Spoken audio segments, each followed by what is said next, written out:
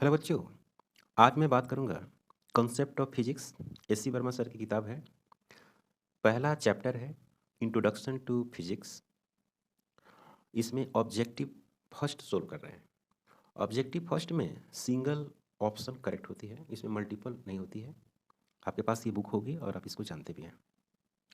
पहला क्वेश्चन है, which of the following sets can not inter into the list of fundamental quantities in any system of units. यहाँ पे कह रहा है कि फंडामेंटल फिजिकल क्वांटिटी में कौन सा सेट नहीं आएगा। तो सबसे पहली बात, क्वेश्चन नंबर फर्स्ट की अगर हम बात करेंगे तो फंडामेंटल फिजिकल क्वांटिटी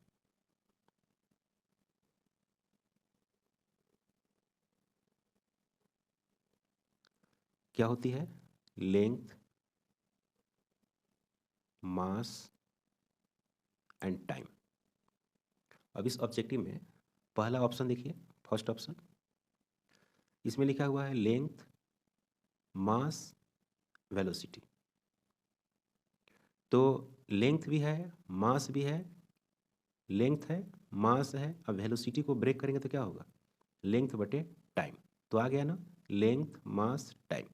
अब ये रिपीटिंग है तो इसे कोई मतलब नहीं है, हमें लेंथ मास और टाइम आनी चाहिए। तो यह फंडामेंटल फिजिकल क्वांटिटी है। तो आंसर तो ये नहीं होगा, क्यों? क्योंकि आपको क्वेश्चन में पूछा है कि कौन सेट जो है फंडामेंटल फिजिकल क्वांटिटी नहीं है। तो बी का पार्ट बात करते हैं हम। B, length, time, velocity. देखो लेंथ लिखा हुआ है और टाइम लिखा हुआ है और वेलोसिटी लिखा हुआ है। वेलोसिटी का मतलब क्या हुआ? लेंथ बटे टाइम। तो इसमें देखो लेंथ आया, टाइम आया, लेंथ टाइम बस आ रहा है, मास नहीं आ रहा है। तो यही आंसर होगा। मतलब कि आंसर हो गया ये। ठीक है, ये आंसर नहीं है, आंसर ये हो गया। ये फंडामेंटल फिजिकल क्वांटिटी नहीं हुए। क्यों? क्यों नहीं हुआ? क्योंकि लेंथ है, टाइम है, मास नहीं है। बाकी सभी में चेक करो, मास है, लेंथ है, टाइम है। जैसे सी में मास है, टाइम है, इसको ब्रेक करेंगे तो क्या मिलेगा? लेंथ बटे टाइम मिल जाएगा। लेंथ है, टाइम है, मास है। तो सभी के सभी फंडामेंटल फिजिकल क्वांटिटी है, सिर्फ बी को छोड़कर। बी में लेंथ है, टाइम है, अगेन लेंथ है, टाइम है, मास नहीं है।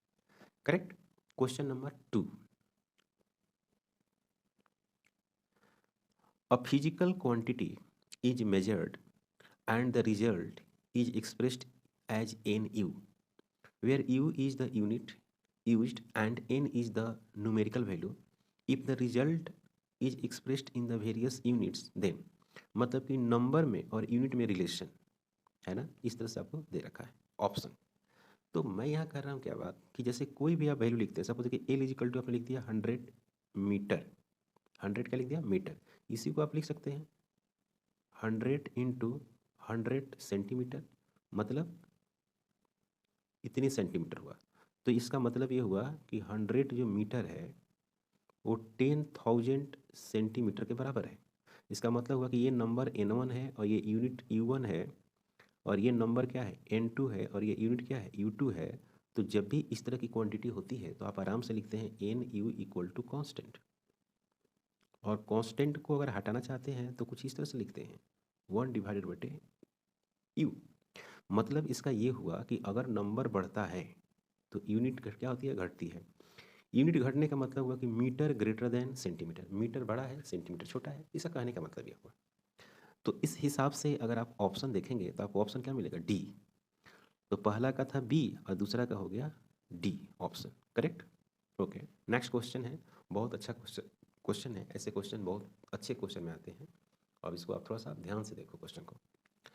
Suppose a quantity x can be measured, sorry, suppose a quantity x can be dimensionally represented in terms of mass, length and time। कह रहा है कि x कोई एक फिजिकल क्वांटिटी है, उसको आपको रिप्रेजेंट करना है मास, लेंथ एंड टाइम के टर्म में। दैट इज इस तरह से द क्वांटिटी मास। तो कह रहा है कि मास की जो क्वांटिटी है वो कैसे निकलेगी, कैसे सोल्व होगी। तो आप इसी में देखो, इसमें कोई न्यूमेरिकल वैल्यू नहीं है, समझना है। x एक कोई क्वांटिटी है, इसकी जो डायमेंशन है वो मास, लेंथ और टाइम के टर्म में है, जो इस तरह से है। मास का डायमेंशन ए है और लेंथ का डायमेंशन बी है और टाइम का डायमेंशन सी है। द क्वांटिटी मास, तो कह रहे हैं कि मास इक्वल टू क्या होगा? तो मास इज इक्वल, मास के power A is equal to क्या लिखेंगे? एक्स। एक्स का डायमेंशन डिवाइडेड बटे एल का डायमेंशन, जैसे यहाँ पर लिखा हुआ है कि एक्स एक कोई फिजिकल क्वांटिटी है, उसका डायमेंशन मास के टर्म में है, लेंथ के टर्म में और टाइम के टर्म में है। ये ए है, ये बी है और ये सी है। तो कह रहा है कि मास इक्वल टू क्या होगा, तो mass M A is equal to x का डायमेंशन डिवाइड बटे एल बी और टी के पावर सी। फर्दर इसको अगर मास को सोल्व करेंगे एम इक्वल टू, तो क्या लिखेंगे, एक्स का डायमेंशन, यहाँ भी डायमेंशन है ये, और डिवाइडेड बटे एल के पावर बी, फिर लिख सकता हूँ टी के पावर सी, और ओवरऑल इन सभी का पावर क्या लिखेंगे, 1 डिवाइडेड बटे ए। मास इक्वल टू इतना लिखकर उसके पावर 1/a लिख सकता हूँ। ओके, अब आप जरा ऑप्शन को पढ़ो तो आप कह रहा है कि can always be dimensionally represent in the terms of L T and x. बिल्कुल, इस मास को जब आप सोल्व करेंगे तो किसके टर्म में लिखेंगे, एक्स के टर्म में लिखेंगे, एल और टी के टर्म में लिखेंगे। तो ये रहेगा, मतलब एक्स भी रहेगा, एल भी रहेगा और टी भी रहेगा। बिल्कुल करेक्ट है। मुझे सेलेक्ट करना है the quantity x can be dimensionally represented in terms of this the quantity mass. तो can always be dimensionally represented in terms of L T and x. कह रहे कि एल टी और एक्स के टर्म में represent करना है। यहाँ पर कह रहे can never be dimensionally represented in terms of L T and x. कह रहा है यहाँ पर कि कैन ऑलवेज, तो ऑलवेज की हम बात नहीं कर रहे हैं, है ना, तो ऑलवेज वाला टर्म नहीं होगा। और यहाँ पर कैन नेवर, तो कैन नेवर वाली भी बात नहीं होगी। सी में कह रहा है कि may be represented in the term of L T and X if A equal to zero. अगर ए को आप जीरो कर देंगे तो एम का तो वैल्यू कुछ आएगी नहीं। जैसे कि यहाँ पर अगर ए इक्वल टू आप जीरो करेंगे तो क्या होगा, 1 बटे पावर में इन्फिनिटी हो जाएगी, इसका कोई मतलब नहीं होगा, तो ये भी आंसर नहीं होगा। यहाँ पर कह रहा है कि may be represented in terms of L T and x, मतलब कि मे बी रिप्रेजेंट कर सकते हैं, लेकिन ए नॉट इक्वल टू जीरो। बिल्कुल, इसके टर्म में हम लोग रिप्रेजेंट कर सकते हैं, लेकिन ए जीरो नहीं होना चाहिए। देखो कंडीशन क्या है यहाँ पर भी कंडीशन वही है कि ए नॉट इक्वल टू जीरो। इसका जो करेक्ट आंसर है इसका वो होगा डी। करेक्ट आंसर इसका डी होगा। ठीक है, क्वेश्चन बहुत अच्छा क्वेश्चन है। उसके बाद क्वेश्चन नंबर 4 काफ़ी इजी क्वेश्चन है। द डायमेंशनलेस क्वांटिटी, कह रहा है कि डायमेंशनलेस मतलब कि जिसका डायमेंशन नहीं होगा। नेवर हैज ए यूनिट, ये गलत है। कह रहा है कि जो डायमेंशनलेस होता है ना उसका यूनिट नहीं होता है। देखो थीटा जो है, थीटा का यूनिट होती है, आपको पता है, लेकिन उसकी डायमेंशन नहीं होती है। उसी तरह से ऑलवेज हैज ए यूनिट, कह रहा है कि हमेशा इसका यूनिट होती है, ये भी गलत है, क्योंकि स्ट्रेन का यूनिट नहीं होती है और उसकी डायमेंशन भी नहीं होती है, तो ये भी गलत है। मे हैव अ यूनिट, कह रहा है कि यूनिट हो सकता है, किसी डायमेंशनलेस क्वांटिटी का यूनिट हो सकती है। जैसे एग्जांपल में कौन है, एंगुलर डिस्प्लेसमेंट, उसकी डायमेंशन नहीं होती है लेकिन यूनिट होती है, रेडियन। तो ऑप्शन क्या होगा, सी। सी करेक्ट ऑप्शन है। अगर 4 का अगर आप डिस्कशन करना चाहेंगे तो 4 का डिस्कशन कैसे करोगे, 4 एस इक्वल टू क्या लिखते हैं, आर इंटू थीटा। तो थीटा इक्वल टू क्या लिखेंगे, एस बाई आर। अब इसका देखो, इसका डायमेंशन एल, इसका भी डायमेंशन एल, कट के क्या हो गया 1, तो ये हो गया डायमेंशनलेस। लेकिन इसका यूनिट होता है, वो होता है क्या, रेडियन। अब उसी तरह से स्ट्रेन लेते हैं, strain delta L divided by L, तो इसका no unit and no dimension. नहीं इसका यूनिट होगा और नहीं इसका डायमेंशन होगा। मीटर डिवाइडेड बाई मीटर, ये कैंसिल होकर 1 हो जाता है। क्लियर है। तो ऑप्शन में यही सारी बातें लिखा हुआ है। Never has, sorry, never has a unit, कह रहा है कि यूनिट ही नहीं होता है, गलत है। ऑलवेज हैज ए यूनिट, कहता है कि यूनिट होता है, गलत है। मे हैव यूनिट, मतलब कि यूनिट हो सकती है। और यूनिट लेस क्वांटिटी, मतलब कि जिसकी यूनिट नहीं होगी। Never has a non zero dimension, कह रहा है कि जिसका यूनिट नहीं होती है, यूनिटलेस क्वांटिटी है। Never has a non zero dimension, मतलब कि उसका नॉन जीरो डायमेंशन नहीं होगा, मतलब उसका डायमेंशन होगा, कहना ये चाहता है। Never has a non zero dimension, ठीक है। Always has a non zero dimension, कह रहा है कि हमेशा उसका डायमेंशन होगा, ये कह रहा है। May have a non zero dimension, ठीक है। तो जो यूनिटलेस है, जिसका कोई यूनिट ही नहीं होगा, उसका कभी भी डायमेंशन नहीं होगा। Never has a non zero dimension, मतलब ऑप्शन ए होगा, मतलब कभी उसका कभी डायमेंशन नहीं होगी, ठीक है। क्वेश्चन नंबर 6 नंबर क्वेश्चन है, d x root under 2ax minus x square a के पावर एन साइन इनवर्स कुछ इस तरह से है। तो कह रहा है कि the value of N is, तो ये कह रहा है कि एन की वैल्यूज क्या होगी। तो ऐसा जब भी क्वेश्चन रहेगा तो हम लोग क्या करेंगे कि इसको इक्वेशन ऑफ होमोजेनिटी से सोल्व करेंगे, ठीक है। राइट बोथ साइड डायमेंशन, क्या कर देंगे, बोथ साइड डायमेंशन लिखेंगे। तो कुछ इस तरह से आपके पास दिया हुआ है। क्वेश्चन नंबर 6, dx डिवाइड बटे root under 2ax minus x square integration is equal to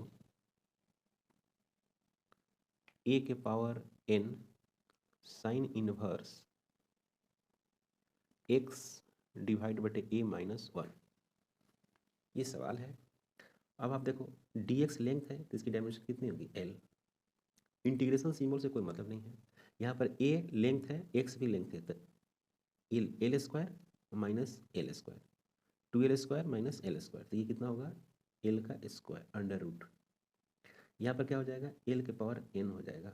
और ये साइन इनवर्स है तो ये क्या होती है, डायमेंशन लेस, इसकी कोई डायमेंशन नहीं होगी।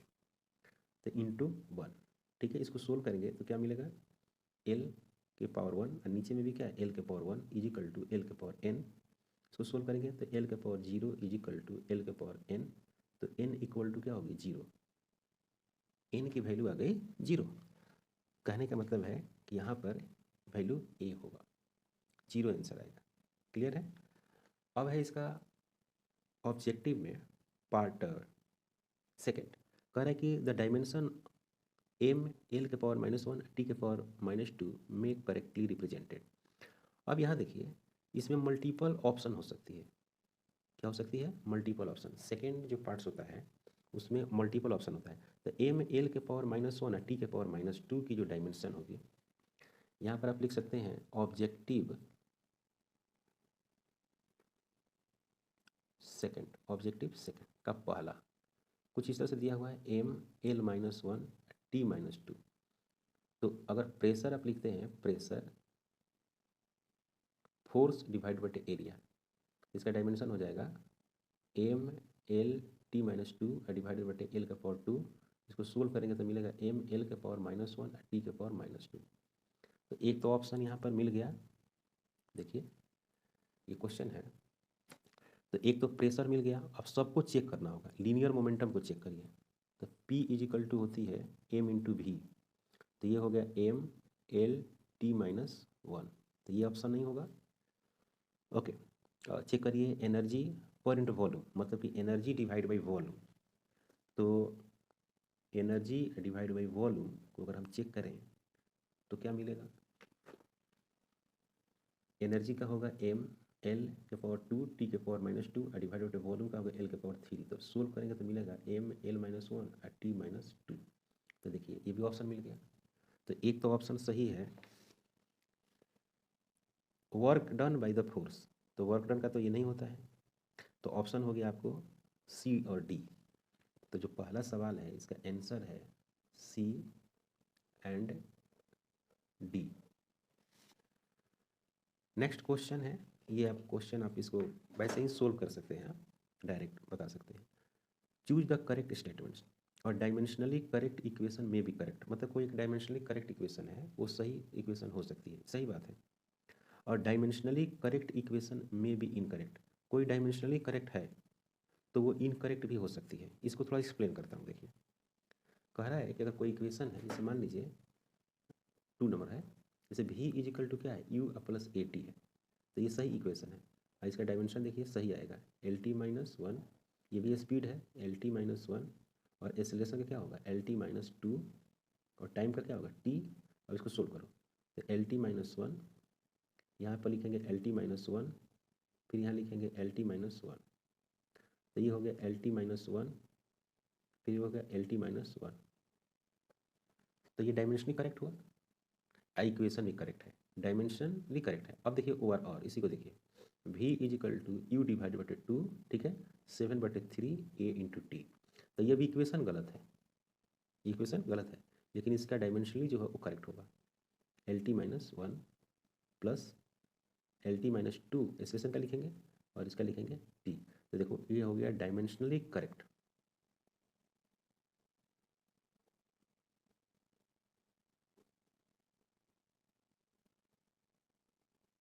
तो ये डायमेंशनली करेक्ट है, लेकिन इक्वेशन इसका करेक्ट नहीं है। तो ये आपको ऑप्शन में यही ये जानना चाहता है तो डायमेंशनली करेक्ट इक्वेशन में बी इनकरेक्ट, और डायमेंशनली इनकरेक्ट इक्वेशन में बी करेक्ट, ये गलत है। जो डायमेंशनली गलत हो जाएगा ना वो कभी सही नहीं होगा, और डायमेंशनली इनकरेक्ट इक्वेशन में बी इनकरेक्ट, ये भी सही है। तो इसमें ऑप्शन जो सही है वो ए है, बी है और डी है। तो जो क्वेश्चन नंबर 2 है इसका जवाब है ए, बी, डी, 3 ऑप्शन सही है। उसी तरह से क्वेश्चन नंबर 3 है, चूज द करेक्ट स्टेटमेंट्स, आपको सही स्टेटमेंट चूज करना है। ऑल क्वांटिटीज में be represented dimensionally in terms of the base quantities, जितने भी फिजिकल क्वांटिटीज है उन सभी को बेस क्वांटिटीज के टर्म में रिप्रेजेंट किया जा सकता है, बात सही है। A base quantity cannot be represented dimensionally in terms of the rest of the base, ये भी सही है। The dimension of the base quantity in other base quantity is always 0, ये भी सही है। तो तीसरा का जो ऑप्शन है ये 3 तो सही हो गया। डी चेक करो, the dimension of the derived quantity, देखो डेराइव्ड आ गया, वो बेस थी, नेवर 0, ये 0 नहीं होती है, ठीक है। क्योंकि इसके पावर होते हैं ना कुछ, जैसे ब्रेक, जैसे डेराइव का, एक ड्राइव का लिखिए, जैसे फंडामेंटल में जितने भी रहेंगे उसके कोई पावर, जैसे लेंथ है बस इसका पावर कुछ नहीं है, ठीक है। और टाइम है, इसका पावर सिर्फ 1 है। और जो डेराइव फिजिकल क्वांटिटी से स्पीड हो गया, ये डेराइव हो गया, और डिस्टेंस पर क्या हो गया, टाइम। तो इसमें क्या हो गया, इसको 0 निकल सकते हैं, एल का पावर 1, टी के पावर -1। तो इसके ऑप्शन जो होंगे वो होंगे ए, बी, सी, ये करेक्ट हो गया। अब इसमें आता है क्वेश्चन एक्सरसाइज। तो देखिए आपको एक्सरसाइज यहाँ मिलेगा, और काफ़ी छोटे छोटे क्वेश्चन हैं एक्सरसाइज में।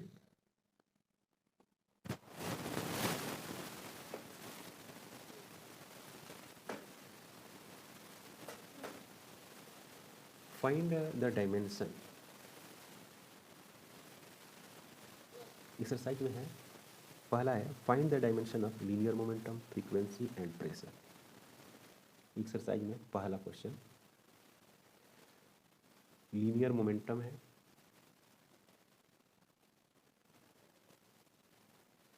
और इसकी डायमेंशन हो गई एम इंटू वी। तो लिखेंगे हम लोग एम, एल और टी -1, ये डायमेंशन हो जाएगा। दूसरा है फ्रीक्वेंसी, फ्रीक्वेंसी होती है 1 डिवाइड बटे टाइम पीरियड, तो ये हो जाएगी t-1। नेक्स्ट है प्रेशर, P, इसको बोलते हैं force divide by area, m l t-2 divided बटे l का पावर 2, इसको लिखेंगे m l -1 t के पावर -2। तो ये है A, B, C। दूसरा है क्वेश्चन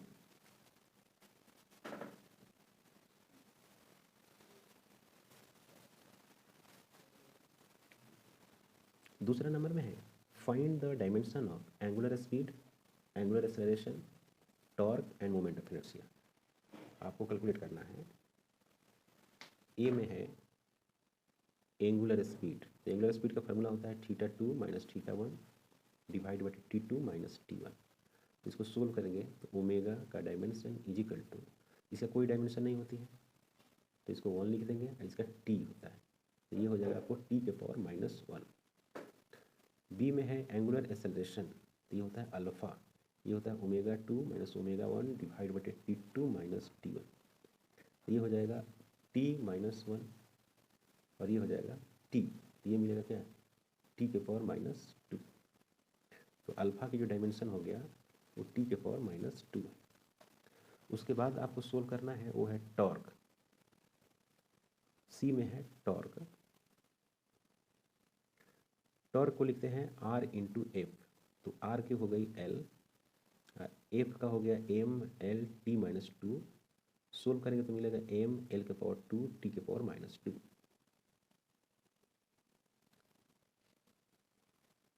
डी में है moment of inertia,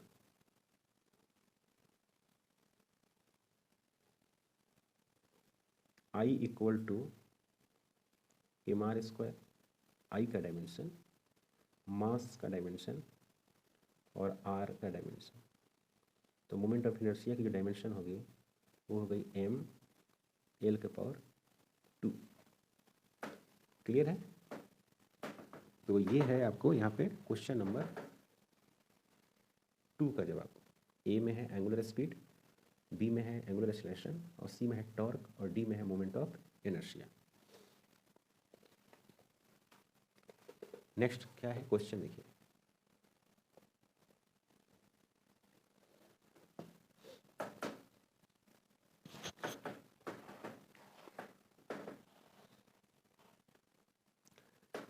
find the dimension of, question number 3 है, find the dimension of electric field, magnetic field and magnetic permeability. तो ये सारी चीज़ें आपको दे रखा है नीचे में फार्मूला, अब उसके हेल्प से आपको सोल्व करना है। तो सबसे पहले 3 में इलेक्ट्रिक फील्ड, तो F equal to q into E, तो E equal to F divide बटे क्यू। तो ई का डायमेंशन, एफ का डायमेंशन लिखेंगे M L T to the power -2। उसके बाद क्यू का डायमेंशन लिखेंगे, तो क्यू की डायमेंशन लिखेंगे वो आई टी लिखेंगे। इसको सोल्व करेंगे तो मिलेगा एम एल टी के पावर -3 आई के पावर -1। ये हो गया डायमेंशन ऑफ ई। उसी तरह से ये ए था, अब इस बी को सोल्व करेंगे। F equal to Q V B, B equal to हो गया एफ डिवाइड बटे क्यू इंटू वी। तो बी का डायमेंशन इक्वल टू एफ का डायमेंशन डिवाइड बटे क्यू का डायमेंशन और वी का डायमेंशन। तो एफ का डायमेंशन हो गया M L T to the power -2 और इसकी डायमेंशन हो गई आई टी और वी का हो गया एल टी -1। इसको सोल्व करेंगे तो एक एल से ये एल कटेगा, एक ये टी है और ये टी कैंसिल हो जाएगा, आई बच जाएगा, तो बचेगा एम टी -2 और आई के पावर -1, आई के पावर -1 ये बच जाएगा।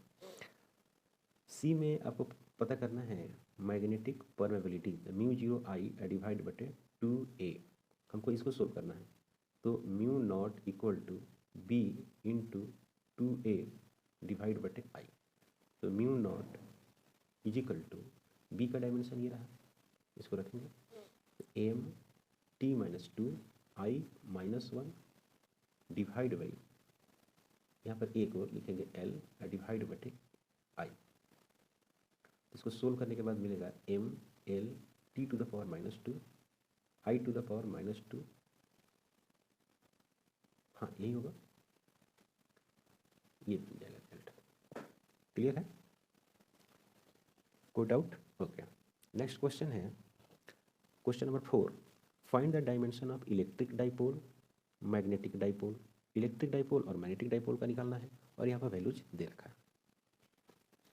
तो क्वेश्चन नंबर 4, इलेक्ट्रिक डाइपोल,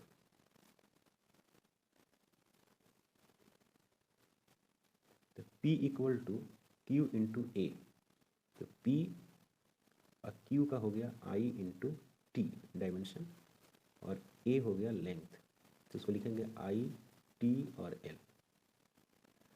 उसी तरह से मैग्नेटिक डाइपोल मोमेंट है, तो मैग्नेटिक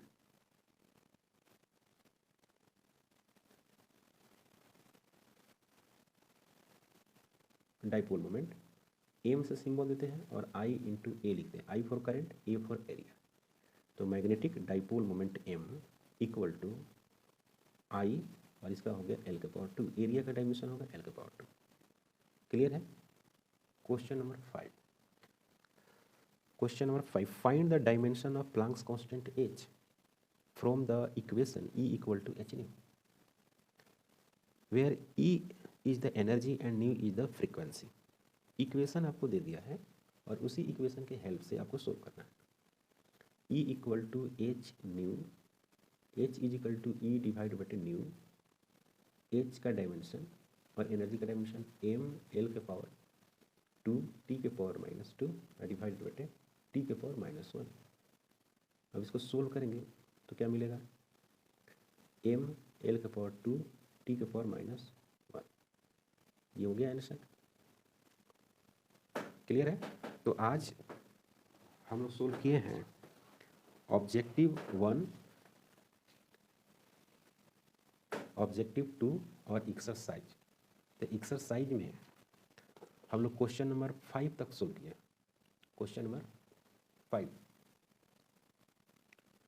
और नेक्स्ट हम लोग कंटिन्यू क्वेश्चन नंबर 6 से सोल्व करेंगे। क्लियर?